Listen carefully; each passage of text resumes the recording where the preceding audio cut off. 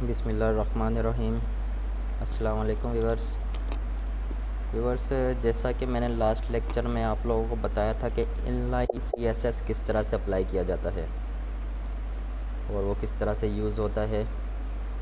इस लेक्चर में इंशाल्लाह हम देखेंगे इंटरनल सीएसएस को और फिर उसके बाद एक्सटर्नल की तरफ जाएंगे। तो इंटरनल सीएसएस क्या होता है और वो किस तरह से अप्लाई किया जाता है, ये हम आज सीखेंगे। तो व्यूवर्स, हम शुरू करते हैं अपने लास्ट लेक्चर की वर्किंग से। जहाँ तक हमने वो वर्किंग की थी वहीं से शुरू करते हैं आगे। ये वो वर्किंग है जो हमने अपने लास्ट लेक्चर में की थी इनलाइन सीएसएस यूज़ करके। अब हम देखेंगे कि इंटरनल सीएसएस किस तरह से यूज़ किया जाता है।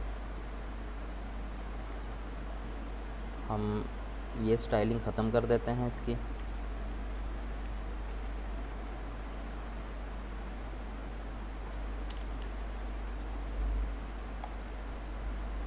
इसको सेव करेंगे तो आप देख सकते हैं बिल्कुल सिंपल HTML यूज़ करके एक पेज बनाया हुआ है मैंने। अब इस पे हमने इंटरनल स्टाइल शीट ऐड करनी है।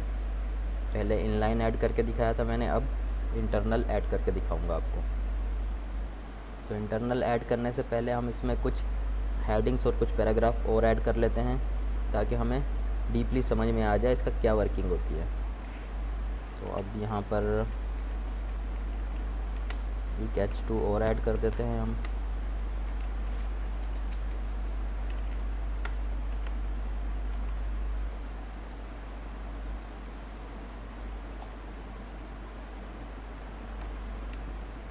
यहाँ आप जो भी लिखना चाहें आप लिख सकते हैं। और एक यहाँ पर पैराग्राफ बना देते हैं जिसमें हम कंप्यूटर को डिफ़ाइन कर देंगे।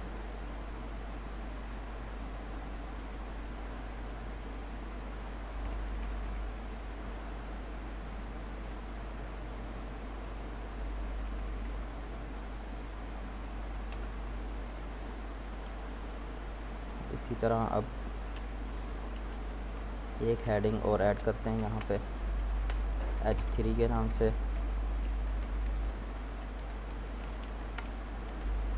H3 close.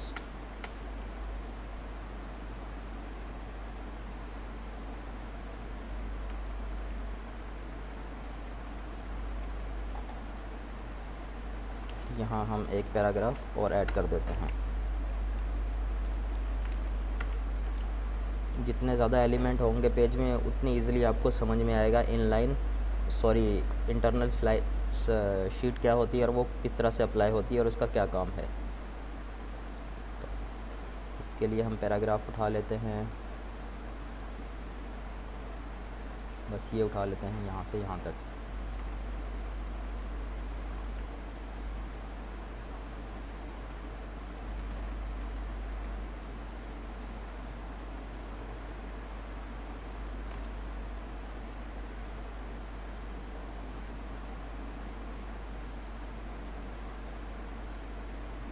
इसको सेव करेंगे और रिफ़्रेश किया तो व्यूअर्स आप देख सकते हैं यहाँ पर हमने 3 हेडिंग लिख दी हैं और कुछ पैराग्राफ्स बना दिए हैं। 2 हेडिंग्स जो हैं वो H2 की हैं और एक हेडिंग H3 की है। अब हम इस पे इंटरनल CSS अप्लाई करना शुरू करते हैं। हम इंटरनल CSS जब भी अप्लाई करते हैं उसको हम हेड के टैग के अंदर अप्लाई करेंगे। हेड के टैग के अंदर एक टैग और बन जाएगा स्टाइल के नाम से।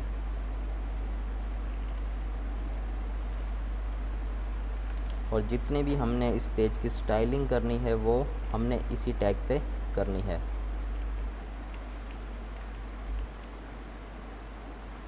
ये हमने स्टाइल का टैग बना दिया। अब जितनी भी स्टाइलिंग करना चाहते हैं वो हमने इसी टैग के अंदर करनी है। और वो किस तरह से करेंगे वो हम देखते हैं। फॉर एग्ज़ाम्पल जिस तरह से ये हमारा H2 है, H2 की हेडिंग है और ये भी H2 की हेडिंग है। अब हम चाहते हैं कि ये जो हेडिंग है हमारी इसका कलर चेंज हो जाए। तो इसका कलर चेंज होने के लिए हमने जो भी स्टाइलिंग करनी है वो यहाँ पे करनी है। किस तरह से करेंगे? सबसे पहले सिलेक्टर लिखेंगे और उसके बाद डिक्लेरेशन बॉक्स होगा।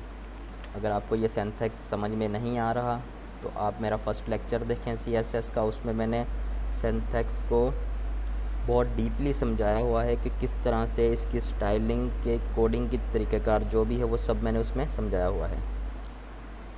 तो अब सिलेक्टर लिखेंगे और जो भी स्टाइलिंग करेंगे हम यहाँ पे करेंगे इसकी। फॉर एग्ज़ाम्पल हम चाहते हैं कि H2 जितने भी H2 हैं हमारे पेज में उन सब का कलर चेंज हो जाए। तो उसके लिए हम क्या करेंगे, यहाँ पर कलर का टैग देंगे और जो भी हम कलर इसका लगाना चाहते हैं वो यहाँ पे लिख देंगे। अब इसको सेव करेंगे, रिफ़्रेश किया तो फ्रेंड्स आप देख सकते हैं जैसे हमने रिफ़्रेश किया सिर्फ H2 की जो हेडिंग्स हैं उन पे चेंजिंग आई, बाकी पूरे पेज पर कोई चेंजिंग नहीं आई हमारे पास। तो इसी तरह अब आगे देखते हैं, अगर हम चाहते हैं कि इसका हम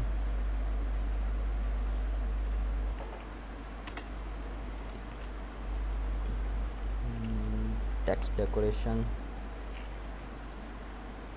अगर हम चाहते हैं कि H2 की जो हेडिंग्स हैं वो अंडरलाइन हो जाएं, तो उसके लिए हमने टेक्स्ट डेकोरेशन यूज़ करना है और उसको अंडरलाइन कर देना है। अब इसको सेव करेंगे तो आप देख रहे होंगे जो भी मैं CSS अप्लाई कर रहा हूँ, जो सिलेक्टर यूज़ किया है सिर्फ उस पे अप्लाई हो रही है, बाकी किसी पे भी अप्लाई नहीं हो रही। अब इसका सबसे बड़ा फ़ायदा ये है कि अगर हमारे पेज में H2 की हेडिंग 10 होएंगी या 20 हो, तो हमें 10 या 20 लाइंस में अलग अलग जाकर स्टाइलिंग करने की ज़रूरत नहीं पड़ेगी। हमने सिर्फ यहाँ पर स्टाइल का टैग लगाना है, एक बार ही हमने सिलेक्टर को कॉल करना है जिस पे हम स्टाइलिंग करना चाहते हैं, और सारी स्टाइलिंग यहाँ पर एक बार ही कर देनी है। तो जो भी स्टाइलिंग है वो सारी इस सिलेक्टर पर अप्लाई हो जाएगी, चाहे वो हमने 10 बार लिखा हो, 20 बार लिखा हो या 50 बार लिखा हो। तो इससे हमारा टाइम भी बहुत बचेगा। अगर हम इनलाइन यूज़ करेंगे तो हमारा टाइम बहुत ज़ाया होगा, हर लाइन में अलग अलग जाकर हमें स्टाइलिंग करनी होगी। इसी तरह अगर मैं चाहता हूँ कि जो मेरे पास पैराग्राफ हैं उन पे भी स्टाइलिंग आ जाए, पैराग्राफ कितने हैं हमारे पास, ये भी पैराग्राफ है, ये भी है, ये भी है और ये भी है, 4 पैराग्राफ्स हैं हमारे पास। तो इन चारों पैराग्राफ पर स्टाइलिंग करने के लिए हमें अलग अलग हर पैराग्राफ की लाइन में जाने की ज़रूरत नहीं है इंटरनल स्लाइड शीट के लिए। तो इसके लिए हमने क्या करना है, सिर्फ यहाँ पर एक बार पैराग्राफ को कॉल करना है और डिक्लेरेशन बॉक्स बनाना है, और जो भी स्टाइलिंग करनी है हमने यहाँ पे कर देनी है पैराग्राफ्स की। फॉर एग्ज़ाम्पल मैं इसका कलर चेंज करना चाहता हूँ पैराग्राफ का, तो आप जो भी आप कलर लगाना चाहते हैं वो आप यहाँ लिख सकते हैं। मैं रेड करना चाहता हूँ तो रेड लिखेंगे, सेव करेंगे और आप देख सकते हैं जो भी हमारे पैराग्राफ्स थे उसका कलर रेड हो गया, चारों पैराग्राफ्स का। हमें हर पैराग्राफ में अलग अलग जाकर स्टाइलिंग करने की ज़रूरत नहीं पड़ी, और जो हमने H2 पे अप्लाई की थी वो सिर्फ H2 पे अप्लाई हुई, लेकिन H3 जो है वो एज़ इट इज़ वैसा का वैसा ही है जैसा पहले था। और अब हम चाहते हैं कि इसका फ़ॉन्ट साइज़ भी चेंज हो जाए, जितने भी हमारे पास पैराग्राफ हैं उसका फ़ॉन्ट साइज़ चेंज हो जाए। तो उसके लिए हमने फ़ॉन्ट साइज़ का स्टाइल यूज़ करना है।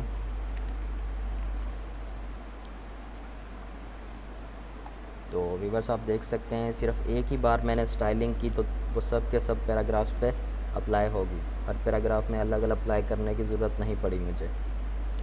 तो इसी तरह अगर हम चाहते हैं कि ये जो हमारी हेडिंग है H3 की, इस पे भी स्टाइलिंग करना चाहते हैं, तो इस पे भी स्टाइलिंग करने के लिए हमने इसी स्टाइल के टैग के अंदर ही H3 लिखना है, यहाँ डिक्लेरेशन ब्लॉक बनाना है, जो भी स्टाइलिंग देनी है वो हम यहाँ पर इसको दे सकते हैं। अब फॉर एग्ज़ाम्पल मैं इसका कलर चेंज करना चाहता हूँ,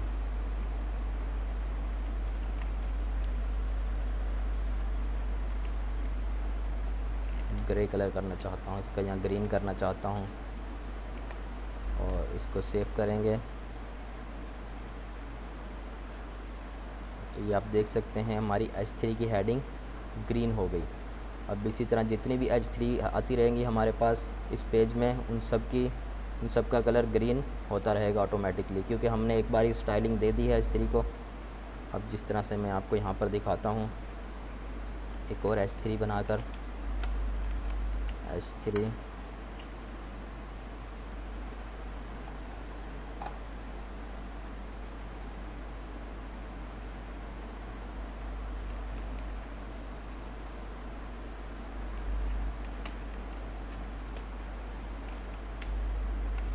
क्लोज। तो अभी हम इसको सेव करेंगे।